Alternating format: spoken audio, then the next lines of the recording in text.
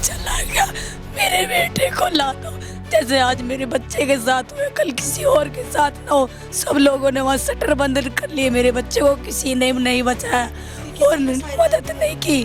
और जो वहाँ प्रेस करता है, उसकी प्रेस वाले की दुकान में बैठे थे वो लोग, बचाना चाहते तो मेरा बच्चा बच जाता। किसी ने नहीं बचाया, किसी ने इंसाफ नहीं दिलवाया। मेरे बेटे को उठा के भी नहीं ले गया कोई मेरे बेटे को, जो मेरा बेटा बच्चा था।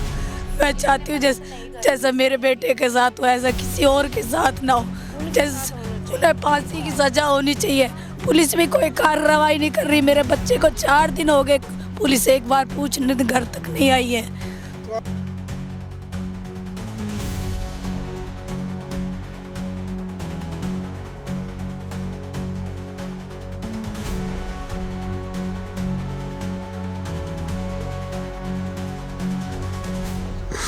और नाम तो मेरे दीपांशु के नाम सुबह मैं जानता भी नहीं, और ना मेरा बच्चा उनको जानता था जिन्होंने मेरे बच्चे को मारा है। मेरा बच्चे का कोई लिंक नहीं था उनसे बिल्कुल भी। जो यहाँ से साजिश करी है, पूरी साजिश के साथ, मेरे बच्चे को इस चीज़ की नॉलेज नहीं थी कि भाई वो मेरे को ही बताता कि पापा ऐसी सी बात है, कि जो उसका पता होता कि भाई झगड़ा हो गया ही, वो झगड़े के हिसाब से गया ही नहीं था।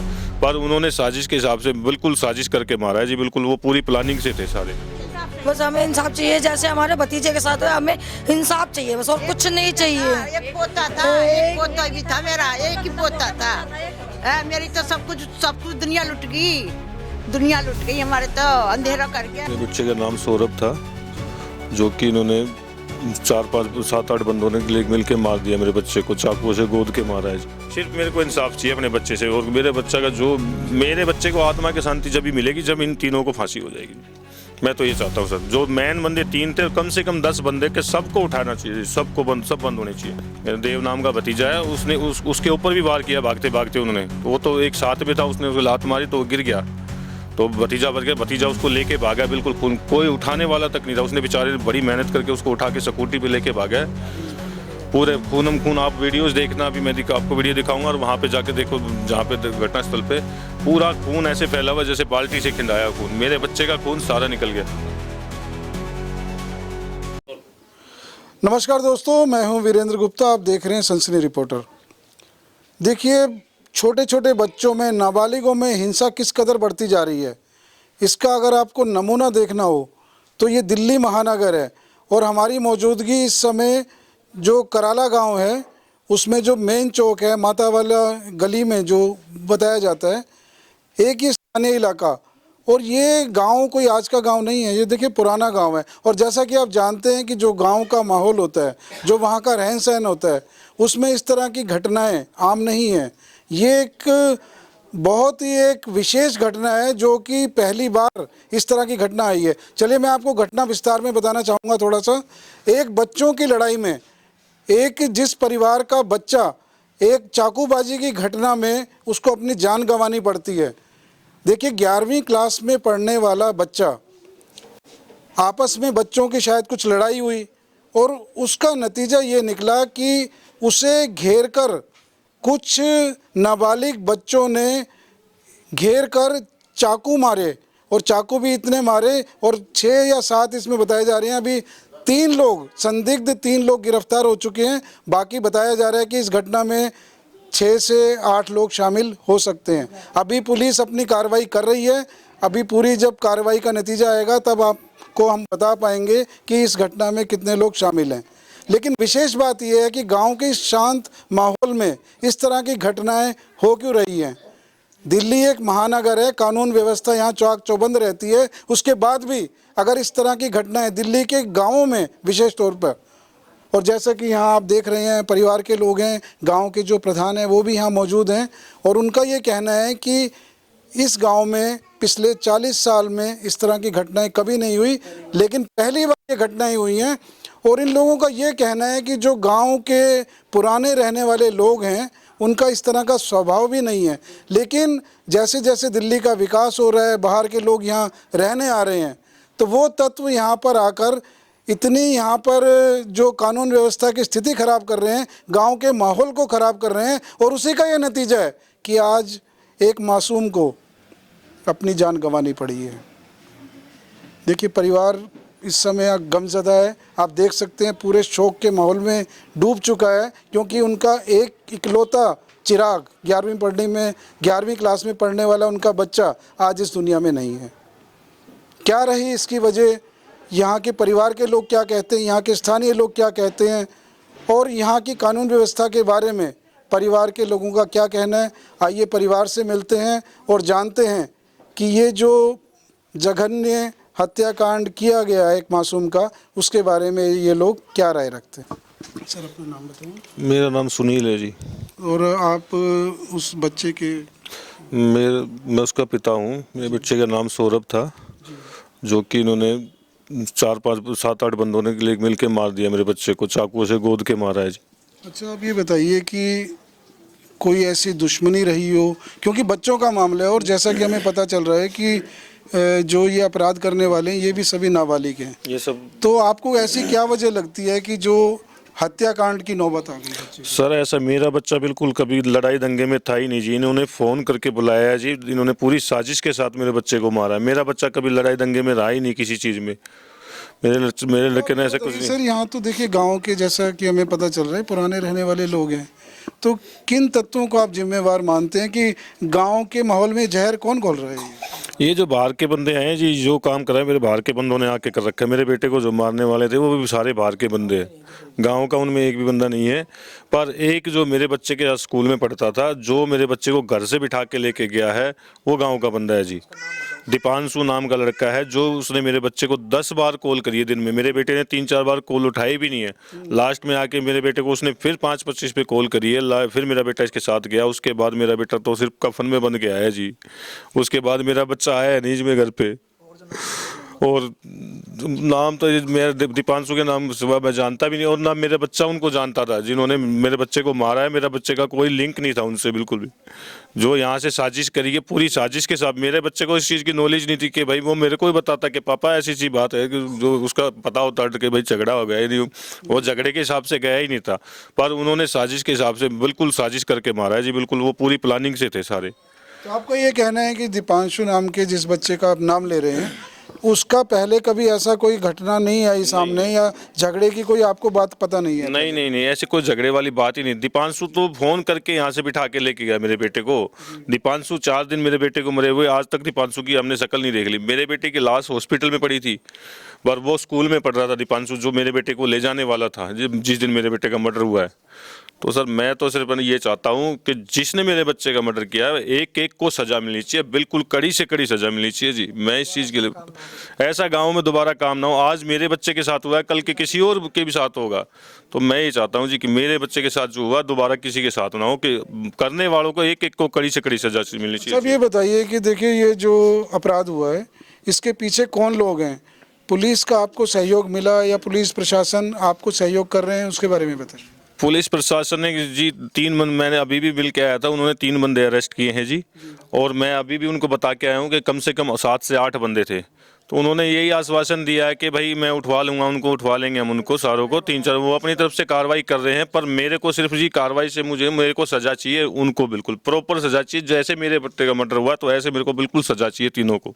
अच्छा, क्या कार्रवाई चाहते हैं? कार्रवाई मैं तो कहूँ फांसी होनी चाहिए जी, बिल्कुल, चाहे वो नाबालिग हो। मेरा बच्चा नाबालिग ही था, इकलौता बच्चा था मेरा, और तो कोई है नहीं भाई। मेरा एक ही बच्चा था और उसको ही उन्होंने मेरे चिराग को मिटा दिया मेरे घर के। तो बिल्कुल मैं चाहता हूँ जी फांसी होनी चाहिए जी, फांसी। मैं अपने घर में अकेला, एक बेटी है मेरी छोटी सी, तो मैं चाहता हूँ साहब बिल्कुल फांसी होनी चाहिए मेरे, क्योंकि मेरी वाइफ 4 दिन से हॉस्पिटल में बीमार पड़ी है, रोज़ हॉस्पिटल में उठा के लेके जा रहा हूँ उसको मैं। तो मैं चाहता हूँ सर बिल्कुल फांसी होनी चाहिए, इंसाफ बिल्कुल। इसमें देखिए जो आजकल दिल्ली में कानून और व्यवस्था की स्थिति है, उसमें बहुत बड़ी संख्या में ऐसे मामले आ रहे हैं जिसमें अपराधी के नाम पर नाबालिग को आगे किया जा रहा है। आपको ऐसा लगता है कि एक साजिश के तहत नाबालिगों को आगे करके ताकि वो छूट जाएं, कोई एक बड़ा षड्यंत्र भी हो सकता है? बिल्कुल साजिश के थ्रू है जी, कहीं ना कोई साजिश है इसमें, बिल्कुल साजिश है। नहीं तो ऐसा होता ही नहीं है। इतने बच्चों को तो, मेरा बच्चा तो उनको जानता भी नहीं था जिन्होंने मेरे बच्चे का मर्डर किया है, वो तो किसी को भी नहीं जानता था। जिसने मेरे बच्चे का मर्डर किया वो 3-4 बंदे थे, 3-4 में किसी को नहीं जानता था मेरा बच्चा। ये सिर्फ साजिश के तौर हुआ है जी। अब ये साजिश किसने करी है वो इसका फैसला तो पुलिस ही निकालेगी, वही बताएगी। देखो जी, साजिश को तो वही बताएगी किसने साजिश की है। सिर्फ मेरे को इंसाफ चाहिए अपने बच्चे से, और मेरे बच्चा का जो, मेरे बच्चे को आत्मा की शांति जब भी मिलेगी जब इन तीनों को फांसी हो जाएगी। मैं तो ये चाहता हूँ सर, जो मैन बंदे 3 थे, कम से कम 10 बंदे के सबको उठाना चाहिए, सबको सब बंद होने चाहिए।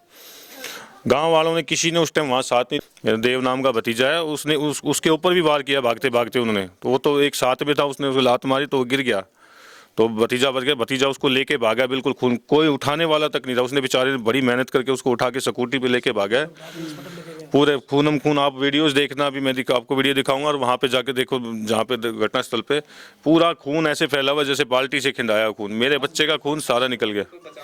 कोई नहीं था जी, देखो किसी ने कोई नहीं बचाया, सब रास्ता पूरा चलता हुआ मेन गली है, पर उस टाइम मेरे बच्चे को किसी ने नहीं बचाया जी। जहाँ पे देखिए घटना हुई, जहाँ ये चाकूबाजी की घटना हुई, तो वहाँ के आसपास के रहने वाले लोग, दुकानदार, पड़ोसी जो भी थे, उन लोगों का कैसा रवैया रहा? रवैया को किसी ने कोई हेल्प ही नहीं की सर। मेरे पास तो पड़ोसी ने आके बताया कि जी तुम्हारे बच्चे को चक्कू मार दिए हैं। मैं इतने भागा हूँ, इतने भतीजा लेके भागा, मेरा बच्चा तो सारा खून वहीं निकल गया, रास्ते में डेड हो गया था मेरा बच्चा तो। अच्छा, आपको लगता है कि जो देखिए इस तरह की जो घटनाएं हो रही हैं, इसमें जो स्थानीय लोग हैं तो ये सहयोग नहीं कर रहे हैं, तो इससे इन घटनाओं को बढ़ावा मिलता है, क्या कहना पड़ेगा चाहिए? जी आगे? आज मैं यही कह रहा हूँ, आज मेरे बच्चे के साथ हुआ है, मैं कल को किसी भी बच्चे के साथ होगा, आगे ऐसे नहीं एकजुट होकर नहीं कोई साथ देगा तो भैया आगे बिल्कुल बढ़ता चला जाएगा। ये तो गाँव में क्या, हरे पूरे गाँव में फैल जाएगी ये चीज़। जो कॉलोनी वाला सिस्टम है वो गाँव में आ गया अब। सर, इसमें देखिए यहाँ पर गांव के प्रधान भी मौजूद हैं, इनसे भी हम जानेंगे कि ये जो माहौल, ये जो जहर घोला जा रहा है इस तरह के माहौल में, इनकी क्या राय है? सर अपना नाम बताइए। सर मेरा नाम बिट्टू नाम है मेरा, वैसे बिट्टू रघुवंशी। सर मैं तो यही कहना चाहूँ, देखो हमें इंसाफ मिलना चाहिए। इकलौता बेटा था इनका, स्कूल पढ़ता था, लड़ाई ना झगड़ा, कोई बातचीत नहीं किसी से भी। इससे बेचारा सुबह आना, अपना स्कूल से जाना, अपने घर में रहना। ये भी NDPL में काम करते हैं, भी सीधे आदमी, सारे परिवार भी अच्छा है इनका, किसी से कोई लड़ाई झगड़ा नहीं। वो बच्चा छोटा सा दीपांशु नाम था, वो बुला के ले गया उसको कि आजा, 3-4 बार कॉल करी उसने, जब भी नहीं उठाई, इस बच्चे ने सो रहा था आराम से।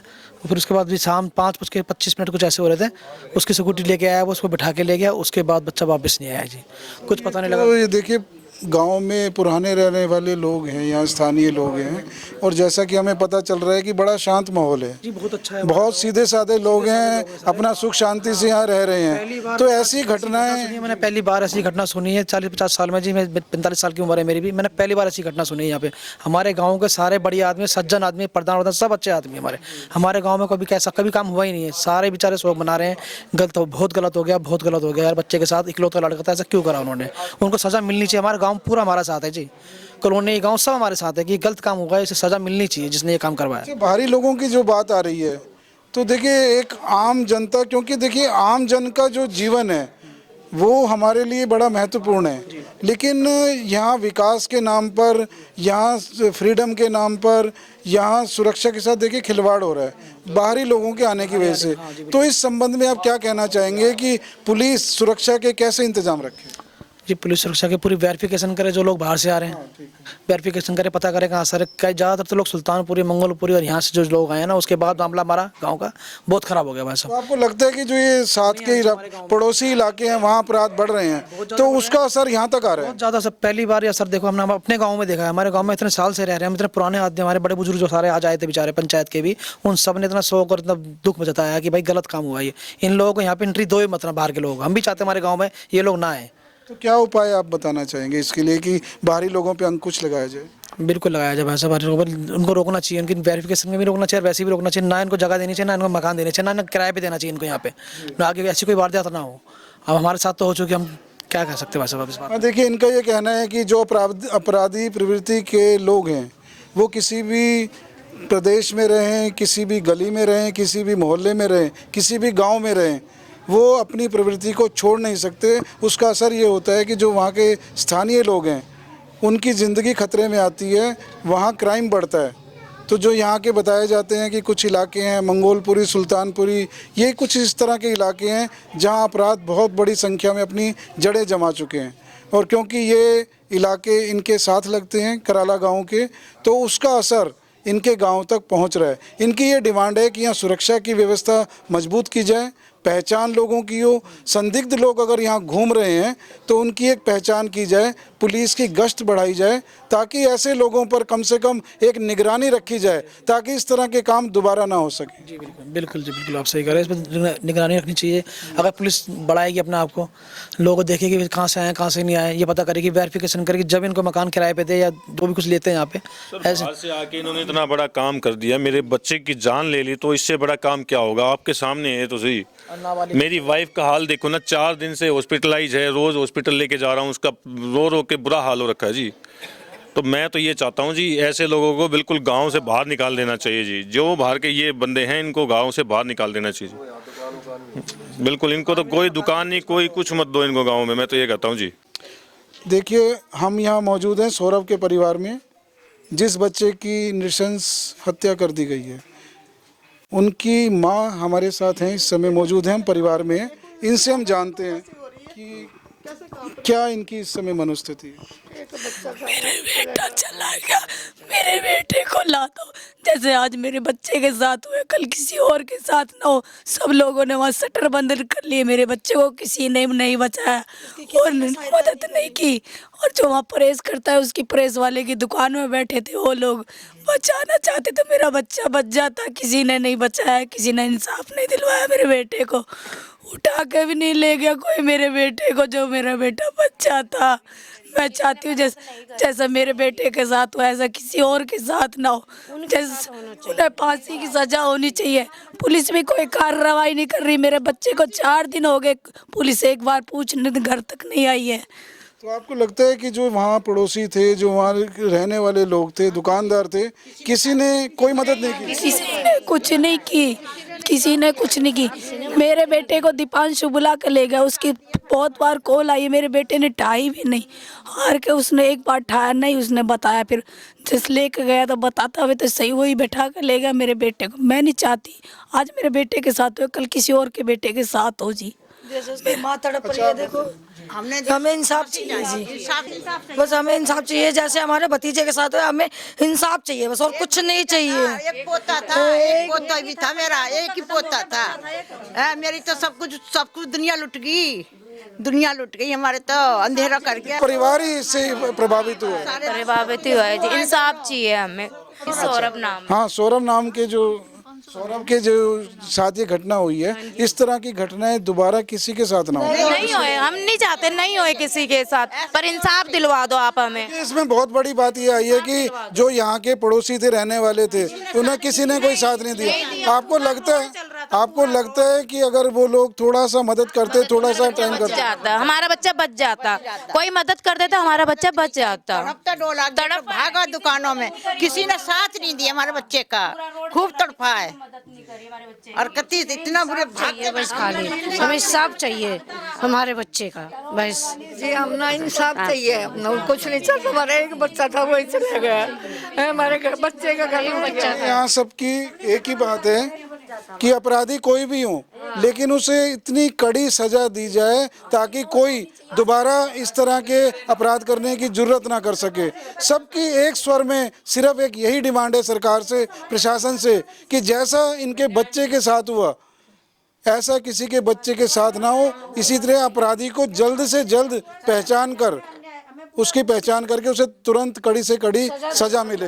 अच्छा, आपको लगता है कि जो इसमें पुलिस ने कार्रवाई की है, उससे आप संतुष्ट हैं? कोई पुलिस वाले नहीं आए यहाँ, 4 दिन हो गए आज, कोई पुलिस नहीं आई है, कोई पुलिस नहीं आई है। कोई जी हमारे घर तक पुलिस नहीं आई है। आना चाहिए उनको, पर वो आए नहीं है। जो उसने, जैसा कि पता चल रहा है कि 3 लोगों को उन्होंने अरेस्ट किया है, तो उसके बाद पुलिस ने आपको अपनी कार्रवाई की रिपोर्ट दी है? नहीं, अभी तो नहीं आई अभी हमारे घर रिपोर्ट। कोई पुलिस वाला नहीं आया, कोई पुलिस वाला नहीं आया, पूछने नहीं आया तुम कैसे हो कैसे नहीं हो।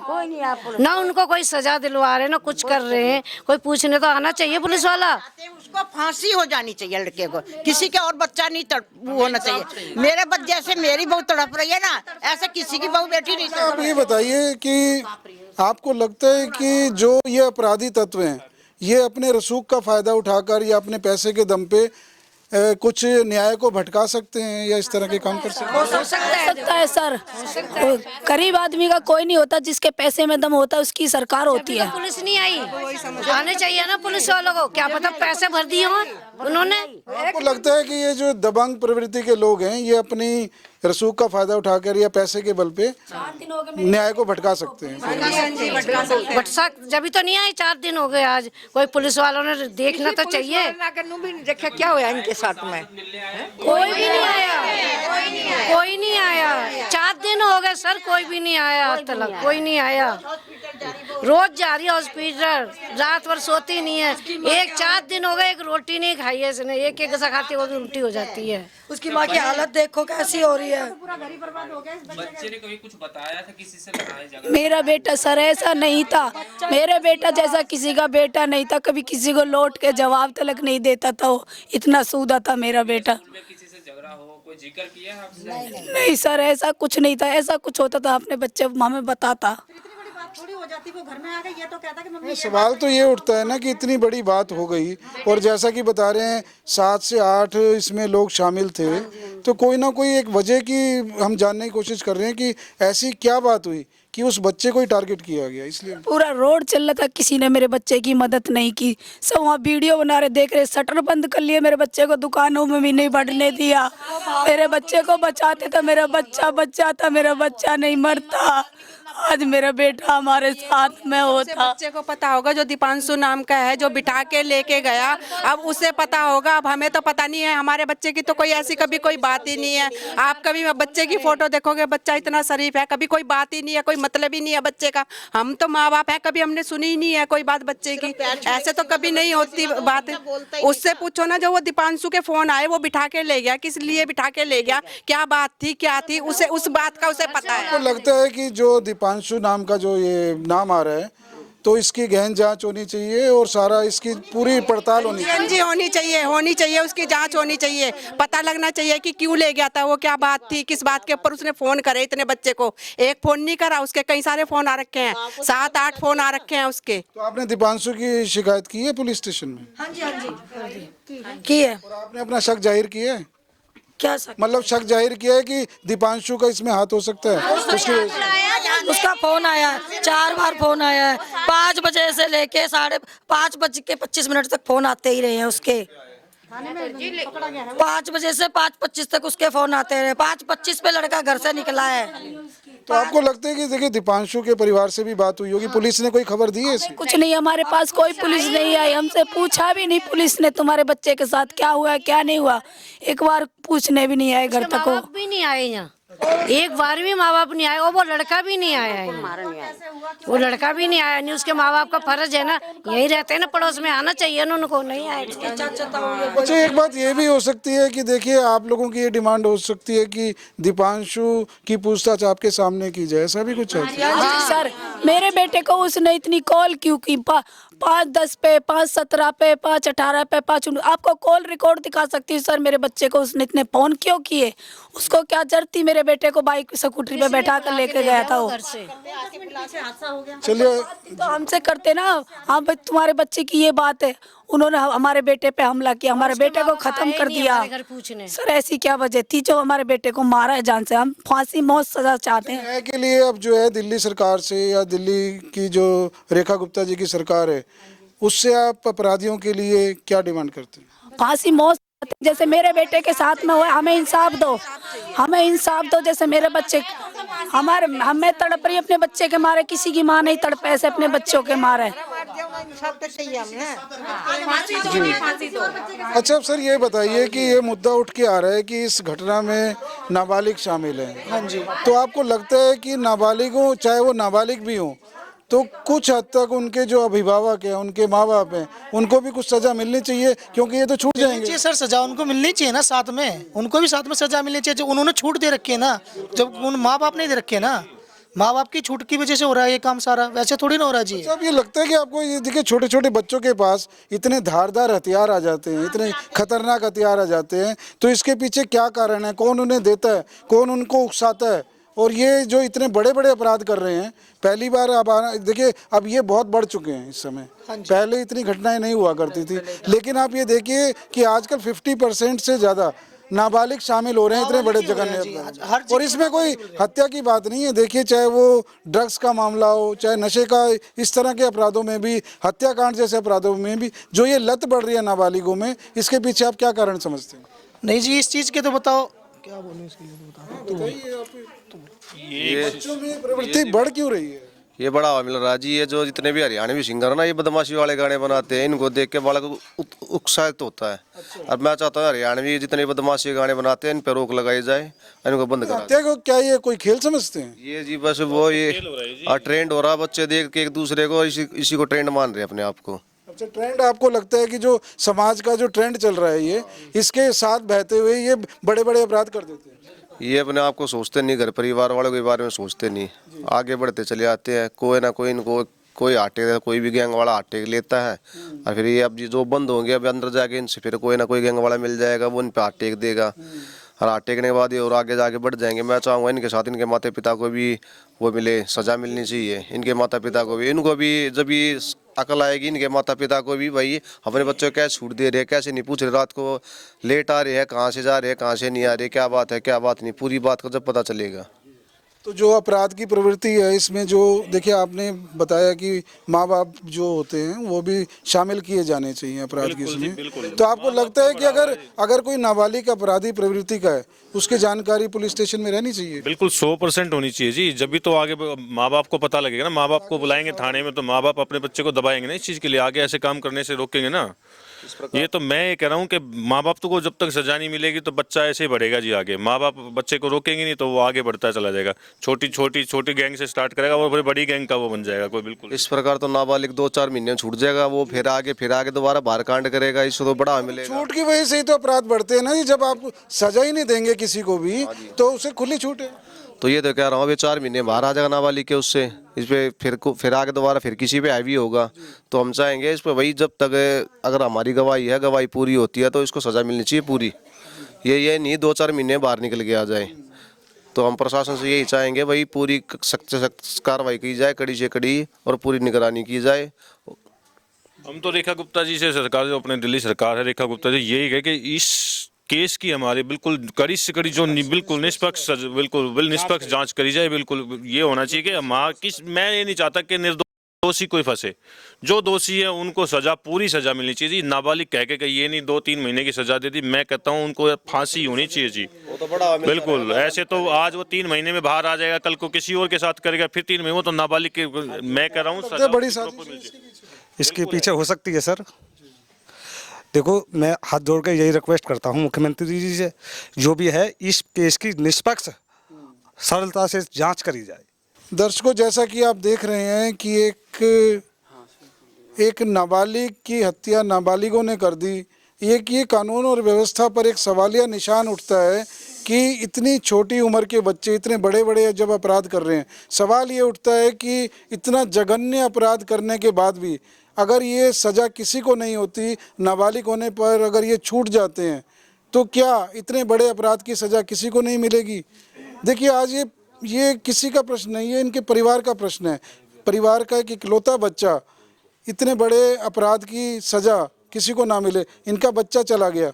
लेकिन इनका प्रश्न ये है कि जो इस अपराध की सज़ा होनी चाहिए, जो कड़ी सज़ा होनी चाहिए, वो मिलेगी किसे? क्योंकि नाबालिग ने अगर अपराध किया तो वो छूट नहीं सकते। और कुछ हद तक नाबालिग के जो अपराध हैं, उनके जो माता पिता हैं, उनके जो अभिभावक हैं, वो भी काफ़ी जिम्मेदार बनाए जाएं। इनका ये भी कहना है कि जो सज़ा मिलने वाली बात है या जो जिम्मेदारी लेने वाली बात है, तो इस काम में जितने नाबालिग जिम्मेदार हैं उतने ही जिम्मेदार इनके माँ बाप भी हैं। तो इनका ये कहना है कि माँ बाप को भी ऐसे ही ना छोड़ दिया जाए, इस मामले की सघन जांच की जाए और इसके पीछे जो भी दोषी हैं उनको कड़ी से कड़ी सज़ा मिलनी चाहिए। यही एक डिमांड है कि ताकि इस तरह के अपराधों की पुनरावृत्ति ना हो सके, पूरी रोकथाम हो सके और ये समाज शांति से रह सके। सिर्फ एक इतनी सी डिमांड है, क्योंकि आज ये अपराध इनके साथ हुआ है, कल को किसी के भी साथ हो सकता है। तो इस तरह की अपराध, मतलब देखिए नाबालिग होने के नाम पर अगर ये अपराधी इसी तरह छूटेंगे तो इस तरह के अपराधों को बढ़ावा मिलेगा और ये बढ़ते ही चले जाएंगे। और ये जो गांव के देखिए सीधे साधे शांत लोग हैं, 40 साल से बिल्कुल अमन के साथ रह रहे हैं, इस तरह की घटनाएं ना यहाँ डर का माहौल पैदा करती हैं, शक का माहौल पैदा करती हैं। और इनकी जो बहुत बड़ी डिमांड है कि बाहरी लोग जो यहाँ पर आकर इनकी शांति को भंग करते हैं उन पर रोक लगे, उनकी निगरानी हो, उनके आईडी की जांच की जाए और जो यहाँ के लोग भी, स्थानीय लोग भी जो किराए पे मकान देते हैं उसको जांच करके दें। आप भी इस बात का ध्यान रहिए, सजग रहिए, सावधान रहिए। हमारी रिपोर्टिंग आपको कैसी लगती है हमें कमेंट्स के माध्यम से बताइए। कैमरामैन चंदन के साथ में वीरेंद्र गुप्ता, सनसनी रिपोर्टर के लिए।